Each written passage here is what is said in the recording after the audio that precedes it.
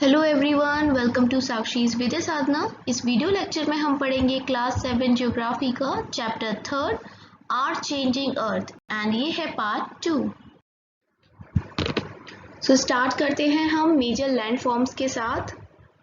The landscape is being continuously worn away by two process, weathering and erosion. यहाँ एक word आया है Warne away. तो इसका क्या मतलब होता है कि किसी भी चीज़ को हम गायब कर दे रहे हैं या फिर कमज़ोर करते जा रहे हैं, वीक कर रहे हैं, कम करते जा रहे हैं, थिन करते जा रहे हैं, तो उसको हम वॉर्न अवे कहेंगे। तो जो हमारे लैंडस्केप है, जो भी हमारे मतलब ये रॉक्स वगैरह चट्टानें हमें देखने को मिलती हैं, ये दो प्रकार से गायब होती जा रहे हैं या फिर पतले होते जा रहे हैं, कम होते जा रहे हैं। और वो दो प्रोसेस हैं, वेदरिंग एंड इरोजन। अब वेदरिंग में क्या होता है? Weathering is the breaking up of the rocks on the earth surface. Weathering आप समझ गए, बड़ी बड़ी चट्टानें हैं, इनमें क्रैक्स आ गए तो ये छोटी छोटी चट्टानों में टूट गई, तो इसको हम क्या कहेंगे? वेदरिंग। नाउ इरोजन क्या होता है? Erosion is the wearing away of the landscape by different agents like water, wind and ice. Erosion हम बहुत टाइम से पढ़ते आ रहे हैं। इरोजन में क्या होता है कि आपकी जो, जैसे कि ये आपका ज़मीन है, इस पे बहुत सारा मिट्टी और रॉक्स, कंकड़ मंकड़, ये सारी चीज़ें होती हैं। तो इरोजन में क्या होता है कि पानी की वजह से या विंड की वजह से, बहुत तेज विंड चल रही है, हवा बहुत तेज है, इन सब की वजह से डिफरेंट एजेंट्स हैं ये, जो चीज़ें होती हैं अपनी प्लेस पे से यहाँ से उड़कर कहीं और पहुँच जाएंगी। ठीक है, तो जैसा कि मैंने आपको बताया था, वॉर्न अवे, इन सब का मतलब क्या होता है कि डिसअपियर हो जाना। मतलब यहाँ पर जो चीज़ थी, अब वो उड़कर कहीं और चली गई तो डिसअपियर तो हो गई। और पहली वाली प्रोसेस थी वेदरिंग। वेदरिंग में क्या हो रहा था, एक बड़ा सा रॉक है, अब वो छोटे छोटे पार्टिकल्स में टूट रहा है, यानी कि कमज़ोर हो रहा है, थिन होता जा रहा है, तो इसका मतलब भी वॉर्न अवे था। तो इस प्रकार से वेदरिंग और इरोजन से हमारा जो लैंडस्केप है वो कमज़ोर होता जा रहा है, गायब होता जा रहा है। The eroded material is carried away or transported by water, wind, etc. and eventually deposited. This process of erosion and deposition create different landforms on the surface of the earth. जैसा कि मैंने आपको बताया था कि यहाँ पर मान लीजिए कुछ भी मिट्टी है या पत्थर है, जो पानी से या वाटर से उड़ के इधर पहुँच गए, तो यहाँ से तो उनका इरोजन हो गया, जहाँ से वो उड़े हम कहेंगे यहाँ इरोजन हो गया, और यहाँ से उठ के वो यहाँ टपक गए, यानी यहाँ डिपॉजिट हो गए, यहाँ जमा हो गए, तो यहाँ डिपोजिशन का काम हो गया। मतलब एक जगह इरोजन हो रहा है और दूसरी जगह डिपोजिशन हो रहा है, और इस डिपोजिशन और इरोजन से तरह तरह के लैंडफॉर्म्स बनते हैं सरफेस पे। और हम लैंडफॉर्म्स के बारे में बहुत अच्छे से पढ़े थे क्लास 6 में। ठीक है, अब हम पढ़ेंगे वर्क ऑफ अ रिवर के बारे में, जो कि पहला हमारा पॉइंट है। लेकिन उससे पहले हम क्या करेंगे, जो डू यू नो में लिखा है इसको भी देख लेंगे, बहुत इंपॉर्टेंट होते हैं। Do you know there are thousands of small waterfalls in the world. मतलब हजारों छोटे छोटे झरने हैं, कहाँ पर? दुनिया में। The highest waterfall is Angel Falls of Venezuela in South America. लेकिन जो सबसे ऊंचा है वो कौन सा है? Angel Falls. नाम क्या है? एंजल फॉल्स, और ये कहाँ है? वेनेजुएला में। वेनेजुएला कहाँ है? साउथ अमेरिका में। The other waterfall are Niagara Falls located on the border between Canada and USA in North America, and Victoria Falls on the border of Zambia and Zimbabwe in Africa. तो ये आपको 3 waterfalls के बारे में बताया गया यहाँ पे, Angel Falls, Niagara Falls and Victoria Falls, जिसमें से कि आपको एंजल फॉल्स याद रखना ही रखना है, क्योंकि ये वर्ल्ड हाईएस्ट वाटरफॉल है, जो कि वेनेजुएला में है, और वेनेजुएला कहाँ है? साउथ अमेरिका में है। दोबारा रिपीट करते हैं, नियागारा फॉल्स कहाँ है? ये कनाडा एंड अमेरिका की बॉर्डर्स पे है। ठीक है, तो अब जब कनाडा और यूएसए की बॉर्डर पे है तो फिर नॉर्थ अमेरिका ही होगा कॉन्टिनेंट। दूसरा है विक्टोरिया फॉल्स, ये कहाँ की बॉर्डर पे है? जाम्बिया और जिम्बाब्वे, अलग अलग कंट्रीज हैं, इनकी बॉर्डर पर है। और ये किस कॉन्टिनेंट पे आते हैं? ये आते हैं अफ्रीका कॉन्टिनेंट पे।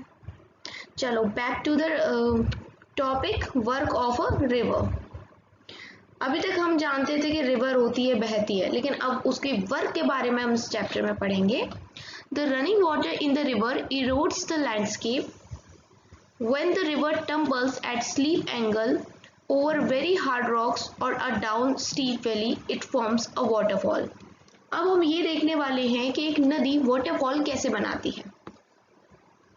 देखो, जब एक रनिंग वाटर, बहता हुआ पानी किसी लैंडस्केप को इरोड कर दे। अब देखो ये पूरा पहले एक होगी, ये जो आप देख रहे हो ना चट्टान टाइप की, और इधर भी एक चट्टान है। रुको मैं कलर चेंज करती हूँ तब आपको इजीली दिखेगा। अब इस फिगर में देखिएगा कि इधर पर एक ये रॉक है और ये भी यहाँ पर रॉक है। तो पहले ये कोई एक पूरा ऐसे रॉक होगा, लेकिन कंटिन्यूसली रिवर्स यहाँ से बहती रही, बहती रही और बहती रही। तो यहाँ पर एक गड्ढा कर दिया, रिवर ने क्या कर दिया, इरोड कर दिया इस लैंडस्केप को। When the river tumbles at a steep angle over very hard rocks or down a steep valley side, it form a waterfall। अब यहाँ तक क्या था कि ये ऐसे सीधे सीधे आ रही थी, लेकिन फिर अचानक क्या हुआ कि यहाँ पर वो ऊंचाई का जो लैंडस्केप है खत्म हो गया। तो अब इसे नीचे ही तो जाना पड़ेगा, तो यहाँ से अभी नीचे जा रही है। तो इस प्रकार से हमारा वर्किंग ऑफ रिवर है, जिससे वो क्या बना रही है, वाटरफॉल बनाती है। और जब इस तरीके से नीचे पानी बहता है रिवर से, तो ये वाटरफॉल की तरह दिखता है। ये हार्ड रॉक थे, soften rock undercut by the power of water. जैसा कि मैंने आपको बताया, जो बीच के रॉक है वो कट गए, किससे, पानी से। सोचो पानी में कितनी ताकत होती है, पत्थरों को तक काट देता है। जब कंटिन्यूसली रिवर कई सालों से एक पहाड़ पे से भी निकले तो वो पहाड़ को भी काट देती, इतनी होती है कैपेसिटी रिवर में। As the river enters the plain, it twists and turns, forming large bends known as meanders। तो ज़्यादातर रिवर्स का ओरिजिन कहाँ से होता है, पहाड़ों से रिवर्स निकल के आ रही हैं, और उसके बाद वो कहाँ आती हैं, रिवर्स आती हैं प्लेन्स में। ठीक है, तो जब वो प्लेन्स के एरिया में आती हैं तो कुछ सांप की तरह ऐसे लहरा की स्पाइरल होते हुए बहती हैं। ठीक है, तो इन्हीं ट्विस्ट और टर्न्स को हम मिएंडर्स कहते हैं, है ना। Due to continuous erosion and deposition along the sides of the meanders, the ends of the meander loop come closer and closer. अब हमने ये चीज़ें पहले भी डिस्कस करी हैं। क्या चीज़ें, कि जो रिवर होती है क्या काम करती है, इरोजन का काम करती है। ठीक है, अपने साथ बहुत सारी मिट्टी को बहा ले जाती है, एंड डिपोजिशन का भी काम करती है साथ बसाथ, क्योंकि एक जगह से अगर मिट्टी उठाई है तो दूसरी जगह जहाँ पानी की स्पीड कम होगी वहाँ पर वो उस मिट्टी को छोड़ देगी, क्योंकि जितनी अच्छी स्पीड होगी पानी की, इरोजन तभी तो हो पाएगा, वरना पानी में इतनी क्षमता ही नहीं होगी, इतनी कैपेसिटी ही नहीं होगी कि वो मिट्टी को अपने साथ बहा लेके जा सके। ओके, अब देखो ये क्या बता रहे हैं कि इरोजन और डिपोजिशन तो होता रहेगा, कंटिन्यूस होगा। तो उसकी वजह से ये जो मिएंडर्स बन रहे हैं, यहाँ ये जो मोड़दार आपको दिख रहे हैं, यहाँ पर क्या होगा, ये जो साइड में लूप्स है ना, ये कलर चेंज करते हैं, ये जो साइड में ये जो लूप्स हैं ये चेंज हो जाएंगे यहाँ और यहाँ। अब क्या हो रहा है कि मिट्टी डिपॉजिट होती जा रही है। ठीक है, अब देखो जैसे ये रिवर थी, इस वाले पोर्शन को देख लो, ये रिवर थी, अब रिवर यहाँ पर मिट्टी उसने डाल दी। अब वैसे ये मिट्टी बढ़ती जाएगी, ये वाले जो साइड के एंड है ये पास पास जितना आएंगे उतना ही रिवर से ही कट जाएगा, जैसा कि यहाँ पर हुआ। इधर वाला साइड का लूप अलग हो गया, क्योंकि मिट्टी यहाँ पर जमा हो गई, बीच में ये इरोजन वाला वर्क आ गया, मतलब सॉरी डिपोजिशन आ गया। तो ये जो हिस्सा था पानी का वो इस रिवर से कट गया। और जब इस तरीके से जब हिस्से कट जाते हैं पानी से, तो हम इसे क्या बोलते हैं, एक छोटा सा झील बन जाता है ना, छोटा सा तालाब टाइप का। तो इन्हीं को हम झील के नाम से जानते हैं, एंड इनको जो पर्टिकुलर नाम दिया गया है वो ऑक्सबो लेक के नाम से दिया गया है, या फिर कट ऑफ लेक आप कह सकते हो, क्योंकि कट होके बनते हैं ना, ये कट होके बनते हैं किससे, रिवर से। आप समझिए, ये जो चीज़ है यहाँ साइड में आपको जो दिख रही है, ये वाला ये पहले इस तरह इस रिवर से यहाँ चिपका हुआ होगा, लेकिन कंटिन्यूस ये ब्राउन ब्राउन क्या है, ये डिपोजिशन है, ये मिट्टी आती गई, तो मिट्टी यहाँ पर बीच में भरने की वजह से इधर का पानी इधर रह गया, इधर का पानी इधर रह गया, और कुछ टाइम बाद जब कंटिन्यूस ये वर्क होता रहा रिवर के द्वारा, तो ये अलग ही हो गया ये वाला हिस्सा, और इस हिस्से को फिर हम कहते हैं कट ऑफ लेक या फिर ऑक्सबो लेक, है ना। है सिंपल, कोई ज़्यादा डिफिकल्ट वाली बात नहीं है डिफिकल्टी की। चलिए आगे देखिए। At times the river overflows its banks. This leads to the flooding of the neighboring area. Overflows क्या होता है? ओवरफ्लो तो आप जानते हो ना कि पानी ओवरफ्लो हो गया। कई बार क्या होता है, हमारे घर में टंकी बनी होती है ना, हम चला देते हैं बटन ऑन करके, भूल जाते हैं, अब टंकी भर जाती है, पानी ओवरफ्लो होता रहता है। ओवरफ्लो मतलब जितना मान लो उसकी कैपेसिटी है, ये आपकी टंकी है और ये पूरी भर गई, अब इसमें भी आप पानी डालते जाओगे तो पानी क्या होगा, बहता जाएगा ना, नीचे नीचे गिरता जाएगा पानी। पानी कैसा होता है, ब्लू कलर का होता है ना, जनरली हम ब्लू से डिनोट करते हैं पानी को, तो वही चीज होगी वाटर में भी।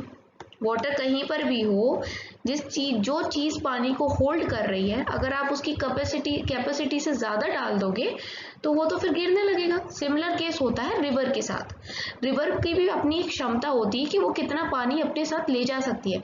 अब तुम रिवर में क्या हो रहा है, फ्लड आ रही है, बाढ़ आ रही है, तो पानी ज्यादा हो गया ना, इतना पानी रिवर नहीं अपने अंदर लेके जा सकती है, इसलिए रिवर से बह बह के पानी दूसरे एरियाज में आने लगेगा, तभी तो उसी को तो हम बाढ़ कहते हैं। पानी हमारे घरों तक भी पहुंच जाता है आते आते, ठीक है।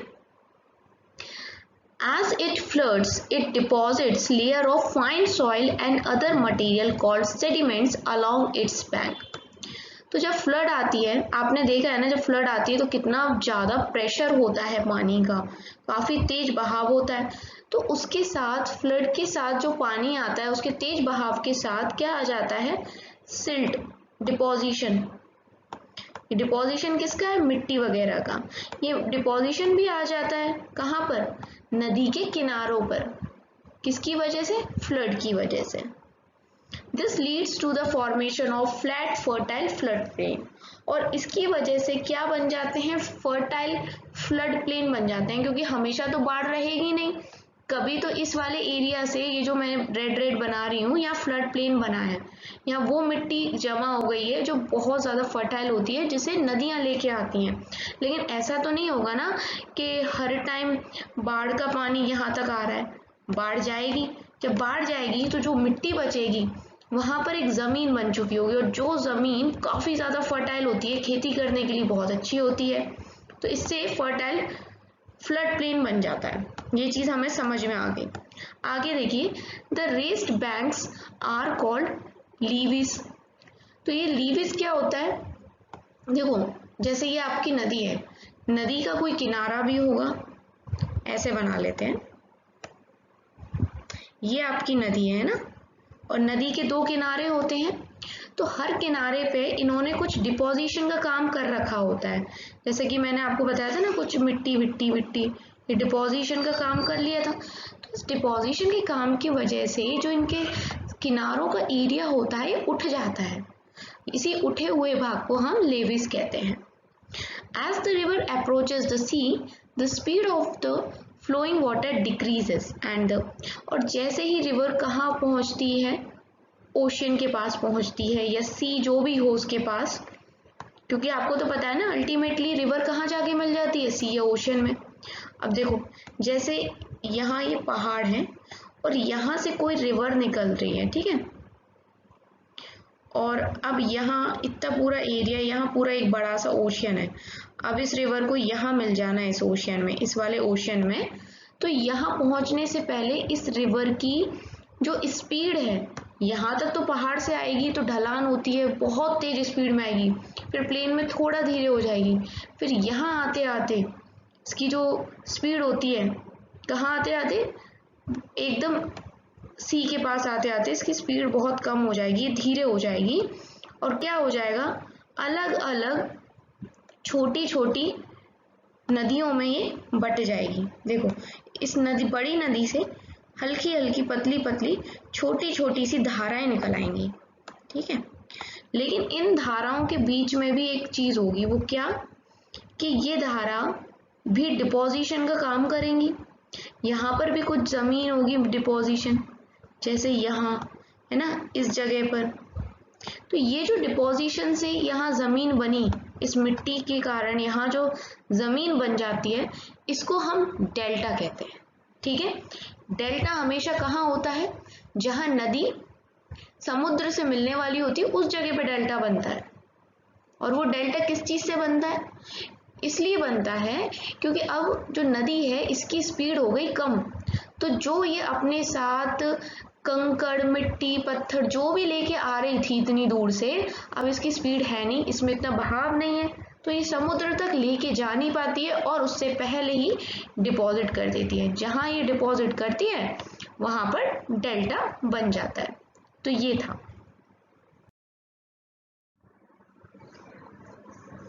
और ये सारी चीजें मैंने आपको जो भी यहाँ पर दिया है ये बता दिया है, ठीक है, कि डेल्टा कैसे बनता है। बस यहाँ पर जो एक वर्ड आया है डिस्ट्रीब्यूटरी, उसको भी मैं आपको एक्सप्लेन कर देती हूँ कि डिस्ट्रीब्यूटरी क्या होता है। देखो मैंने आपको बहुत पहले एक बार बताया था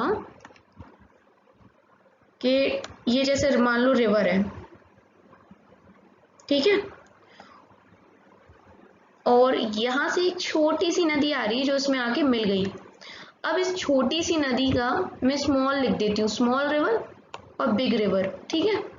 तो ये जो छोटी नदी आई, इसका पानी भी तो उसकी हेल्प करेगा, अब इस बड़ी नदी की सहायता करेगा। मान लो ऊपर से भी एक छोटी सी नदी आगे इसमें मिल गई, तो मेन रिवर कौन सी है, मेन रिवर ये है B, this is the main river, है ना, क्योंकि ये बड़ी रिवर है। तो जो बड़ी रिवर होती है उसको तो हम रिवर ही कहेंगे, लेकिन जो अन्य नदियां, दूसरी नदियां इस बड़ी रिवर की हेल्प ही तो कर रही है, पानी बढ़ा रही हैं भाई इसके अंदर। तो जैसे कि ये रिवर हो गई, ये रिवर हो गई, हेल्प कर रही है इसकी, तो इन हेल्पिंग रिवर्स को हम ट्रिब्यूटरी कहते हैं। क्या कहते हैं, ट्रिब्यूटरी। मतलब यहाँ से आप ये डिस हटा दो तो जो नाम बचेगा दैट इज TRIBUTARIES, ट्रिब्यूटरी। तो ट्रिब्यूटरी बन जाएगा। और डिस्ट्रीब्यूटरी क्या होता है, इसका जस्ट उल्टा होता है। देखो अब यहाँ देखो, जब डेल्टा बनाती हैं नदियां, मैंने आपको अभी अभी बताया था, जब डेल्टा बनाती हैं, अभी नदी आ रही है, इसकी स्पीड हो गई स्लो, क्योंकि अब नीचे यहाँ पर क्या है, इसके नीचे क्या है, सी है यहाँ, अब इसे सी में मिल जाना है नीचे, तो अब इसकी स्पीड हो जाएगी स्लो और ये अलग अलग छोटी छोटी नदियों में बट जाएगी, छोटी छोटी स्ट्रीम्स में बट जाएगी। तो अब ये बट रही है यहाँ पर, इसलिए इसको डिस्ट्रीब्यूटरी कर रहे हैं। जब आपकी टीचर आपकी कॉपियों को चेक करने के लिए ले जाती है ना, है ना, और जब चेक करके लेके आती हैं तो हर बच्चा ऐसे करता है बचपन में। आपने भी कभी क्या होगा कि मैम हमें दे दो ना, हम बांट देते हैं कॉपी, तो उसको आप क्या बोलते हो, मैं डिस्ट्रीब्यूट कर देता हूँ, मैं डिस्ट्रीब्यूट कर देता हूँ। डिस्ट्रीब्यूट करना मतलब बांटना। तो वैसे ही तो ये बड़ी नदी डिस्ट्रीब्यूट हो गई छोटी छोटी नदियों में, तो इसको डिस्ट्रीब्यूटरी कहते हैं, ठीक है। ट्रिब्यूटरी अपोजिट होती है डिस्ट्रीब्यूटरी की। चलो अब हम नई चीज पढ़ेंगे, वर्क ऑफ सी वेव देखेंगे, क्या होता है सी वेव का, क्या वर्क होता है ये देखेंगे। चलो अब ये देखो कि सी वेव क्या वर्क करती है, कैसे करती है, ठीक है। सी वेव तो आप समझ गए ना, जो उठी उठी सी लहरें आती हैं सी के अंदर, समुद्र के अंदर, उन्हीं को हम सी वेव कह रहे हैं। आगे देखिए कि कह क्या रहे हैं, the erosion and deposition of sea wave give rise to coastal landforms, ठीक है। तो जो इरोजन और डिपोजिशन किया जा रहा है किन की वजह से, सी वेव्स की वजह से। इसकी वजह से क्या आ रहा है, कोस्टल लैंडफॉर्म में राइज हो रहा है। Sea waves continuously strike at the rocks, crack develop, over time they become larger and wider, thus hollow-like caves are formed on the rocks. They are called sea caves. ये जो क्या होती हैं, जो लहरें होती हैं, यहाँ देखो पिक्चर में ये चट्टानें हैं बड़ी बड़ी, तो इन चट्टानों पे क्या होता रहता है ना कि ये अटैक करती रहती है सी वेव, जब कंटिन्यूस ये पानी की सी वेव अटैक करेंगी तो इन पे पड़ जाते हैं क्रैक्स, मतलब दरार पड़ जाती है, टूटने लगते हैं ये। और जब इन पे ये क्रैक पड़ जाते हैं, जब लगातार क्रैक पे फिर सी वेव्स की अटैक होगा, जब फिर सी वेव आके टकराएगी तो क्या होता है कि ये टूट भी जाते हैं, उस जगह से गड्ढा हो जाता है इनके अंदर, ठीक है। तो वो जो गड्ढा हो जाता है तो उसे हम क्या कह सकते हैं, सी वेव बन गया, वो गुफा टाइप की बन जाती है। देखो ये वाला, देखो आप, मैं एक बार रफ करती हूँ, ये वाला डायग्राम देखो जिसपे मैं अभी पेन मतलब मार्क करने वाली हूँ, उस वाले को ही देखना साइड में जहाँ पर सी वेव लिखा है। इसमें देखिए आप, ये एक गुफा जैसा ही तो लग रहा है बिल्कुल, ये एक चट्टान है, यहाँ पर इसने क्या कर दिया, सी वेव ने लगातार अपना अटैक करती रही, दरार पड़ी, फिर यहाँ गड्ढा हो गया, तो गुफा जैसा ही तो हो गया बिल्कुल। तो ऐसे गुफा बन जाती है, ये एक काम है सी वेव का जो बना देती है। As these cavities become bigger and bigger, only the roof of the caves remain, thus forming sea arcs. और आर्क समझते हो आप, जैसे कि ये पूरा ओशियन है ना, ये क्या है, ओशियन है, और ओशियंस के बीचों बीच में ऐसा गेट सा बना है चट्टान का, ऐसा। अभी ऐसा गेट कैसे बना है, पहले ही असल में ऐसा था गुफा जैसा, लेकिन क्या होता है, ये सी वेव्स अपना काम करती रहती हैं, है ना, करती रहती हैं, तो ये जो छोटा सा होल होता है पहले, ये हो जाता है बड़ा, और जब वो बड़ा हो जाता है तो क्या होता है, इस सिर्फ और सिर्फ इतना ही हिस्सा बचता है, और जब सिर्फ इतना ही हिस्सा बचेगा इस टाइप का, यहाँ देखिए ये वाला, तो हम इसे सी आर्क कहते हैं। क्या कहते हैं, सी आर्क। देन इसके बाद देखिए, further erosion breaks the roof and only walls are left. और इसके बाद भी जो सी वेव्स हैं अपना काम करती रहती हैं और रॉक्स टूटते जाते हैं, तो ऊपर की ये आसपास का ये सब कट जाएगा, ये जो आसपास का ये वाला एरिया है ना, देखो ये सब कट जाएगा, ये भी कट जाएगा, तो अब सिंगल सा ये बचेगा, ये जैसे कोई हमने ऐसे वो लगा दिया हो समुद्र के बीच में बीच कोई पत्थर खड़ा कर दिया हो, तो हम इसको स्टैक कहते हैं, ठीक है। These wall like features are called stack, जैसे कोई दीवार खड़ी हो। तो पहले क्या होता है, गुफा टाइप की बनती है, ठीक है, पहले क्या बनता है, गुफा टाइप की बनती है, फिर ये छोटा सा गड्ढा अगर बड़ा हो जाएगा तो आप ये समझो कि एक दीवार में आपने एक आर्क बना दिया। एक्चुअली में ये दोनों ही चीज़ें एक सी दिख रही हैं क्योंकि मुझे तो ड्राइंग इतनी आती नहीं है ना, इस वजह से, बट ये क्या होता है, बड़ा होता है पीछे से रॉक, और ये आर्क जब ये ज़्यादा इरोजन होगा तो यहाँ से भी टूट जाएगा, यहाँ से भी टूट जाएगा, सिंपल सा एक ऐसा लगेगा जैसे आपने एक कोई पत्थर खड़ा कर दिया है या दीवार खड़ी कर दी है, इस तरह को आपको देखने को मिलेगा। तो ये सारे काम किसकी वजह से हो रहे हैं, सी वेव की वजह से हो रहे हैं, ठीक है। पत्थर को भी काट देता है पानी, अगर लगातार उसका प्रेशर पड़ता रहे पानी पे। The steepy rocks coast rising almost vertically above sea water is called sea cliff. Sea cliff क्या होता है, देखो अगर जो रॉकी कोस्ट होती है वो सीधी सीधी, वर्टिकली क्या होता है, सीधी सीधी, वर्टिकल ऐसा होता है और हॉरिजॉन्टल ऐसा होता है। तो अगर कोई चीज़ वर्टिकली अबव हो रही है सी वाटर के तो उसको हम सी क्लिफ कहते हैं, ठीक है। The sea waves deposit sediments along the shores forming beaches। और उसी प्रकार से जो ये सी वेव होती है ना, अपने साथ रेत वगैरह कहाँ बिछा देती हैं, सी के आसपास, समुद्र के आसपास, और उससे क्या बनता है, बीच बन जाता है जहाँ पर लोग घूमने जाना पसंद करते हैं। तो ये भी जो बीच पे रेत जमाने का काम कर रही हैं किनारों पे, ये भी कौन कर रही हैं, सी वेव कर रही हैं, बहुत सारे काम कर रही हैं, सी क्लिफ बना रही हैं, सी केव्स बना रही हैं, आर्च बना रही हैं एंड स्टैक्स बना रही हैं। अभी कुछ दिन पहले ही अभी जब आप ये वीडियो देखो तो देखना मैंने ये वीडियो किस डेट को डाली है, और इस डेट से एक हफ्ते के अंदर अंदर की न्यूज़ देखना, एक आर्क टूटी है, ठीक है, समुद्र के बीचों बीच में इस टाइप की जो बनी हुई है ना आर्क, सी आर्क, ये ऐसे बनी हुई थी और ये टूट के ऐसी बनी हुई थी और ये टूट के गिर गई समुद्र के अंदर, काफ़ी पुरानी थी। तो मुझे ये बताना कि किस कंट्री के आसपास की थी, ठीक है, कमेंट सेक्शन में। जैसा कि मैंने आपसे कहा था, पिक्चर्स दिखाऊंगी आपको, पिक्चर से ज़्यादा समझ में आएगा। तो ये है सी क्लिफ, समुद्र पास में है लेकिन उठी हुई सी ही चट्टान है, मतलब वर्टिकली उठा हुआ पोर्शन है ज़मीन का। तो ये है सी क्लिफ। ये है सी केव, और एक केव के अंदर से फोटोग्राफ ली गई है, अंदर जाकर, ठीक है। इस तरह से गुफा सी बना दी गई है समुद्र के द्वारा।